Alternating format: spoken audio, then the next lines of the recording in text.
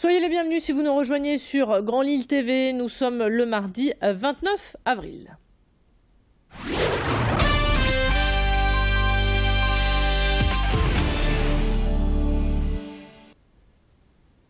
Et on ouvre cette édition avec un lycéen tourquenois qui est menacé d'expulsion.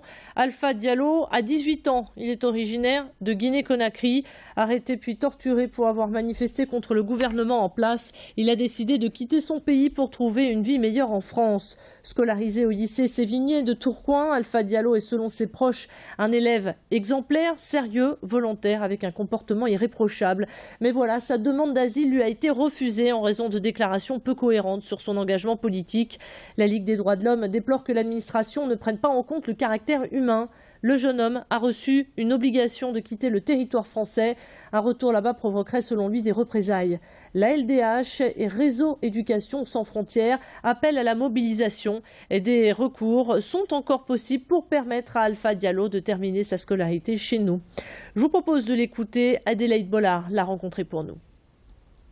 C'est la suite des élections qui s'étaient passées, une marche qui s'est passée dans le pays. Lors de cette manifestation, j'ai participé dans la manifestation avec mon oncle et mon frère. Le lendemain de cette manifestation, j'ai été arrêté. Avec mon frère, on a été envoyé à la gendarmerie. C'est là-bas que j'ai subi beaucoup de tortures, d'emprisonnement.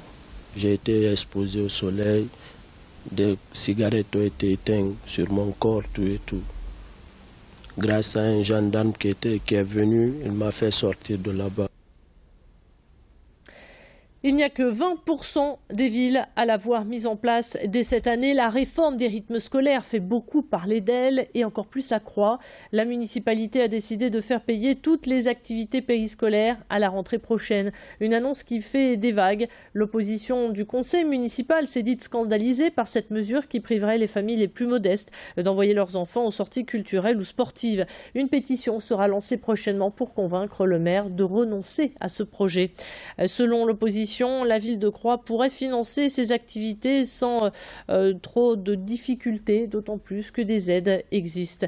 Et les explications et les précisions au micro d'Adélaïde Bollard.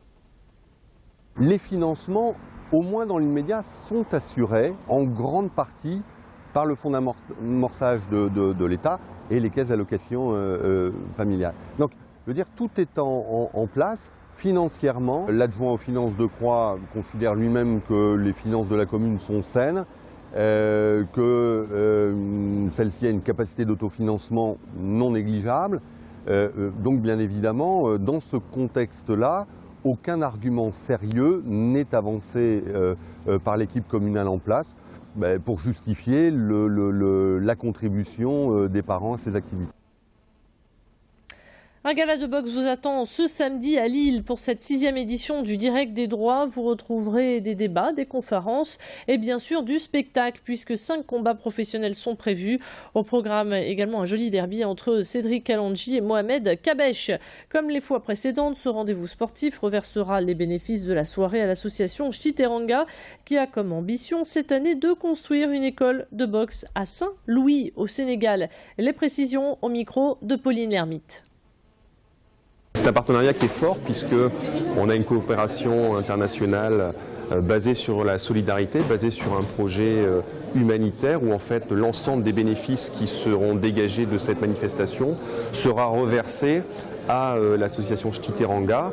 Et cette année, il a été fait le choix de financer la création de la première école de boxe à Saint-Louis au Sénégal. Donc voilà, on a un partenariat entre les pays du Nord et les pays du Sud, basé sur le sport, qui implique de nombreux partenaires lillois et dont la ville de Lille est évidemment un partenaire majeur et fier d'être impliqué dans ce dispositif.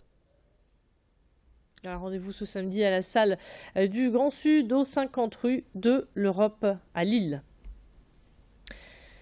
On termine cette édition avec notre invité du jour qui était assez particulier puisqu'il s'agissait d'un Bengale. Il a le pelage d'un léopard mais a tout d'un chat.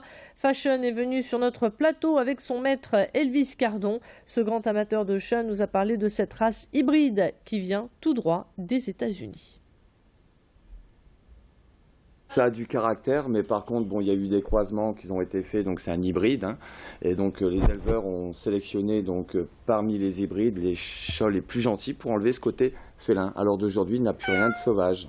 Donc bien sûr, ça se promène en laisse. Bon, c'est un petit pelage très soyeux, donc, très proche de l'homme. Hein, voilà, il adore faire les câlins. Après, bon, il se manifeste aussi, hein, c'est-à-dire comme il y a du caractère, si on l'empêche de faire certaines choses, il se fait comprendre. Donc il y a un partage qui se fait, mais ça reste dans le respect. Hein. Une dernière information avant de refermer cette édition. Sachez que Sam, qui a 28 ans, tente actuellement de battre le record du monde du plus long séjour à bord d'une attraction. Le défi se déroule dans le bateau pirate du parc d'attractions Bellewaerde à Ypres en Belgique. Espérons que Sam n'ait pas le mal de mer. Il faudra rester tout de même à bord 50 heures sans s'arrêter pour entrer dans le Guinness Book des records. Derrière ce projet insolite, il y a une belle action puisqu'un appel aux dons est lancé pour sauver le léopard de l'amour, une espèce en voie d'extinction. Il n'en reste qu'une trentaine dans le monde à l'état sauvage. Fin de ce flash, on se retrouve dans un instant pour votre météo.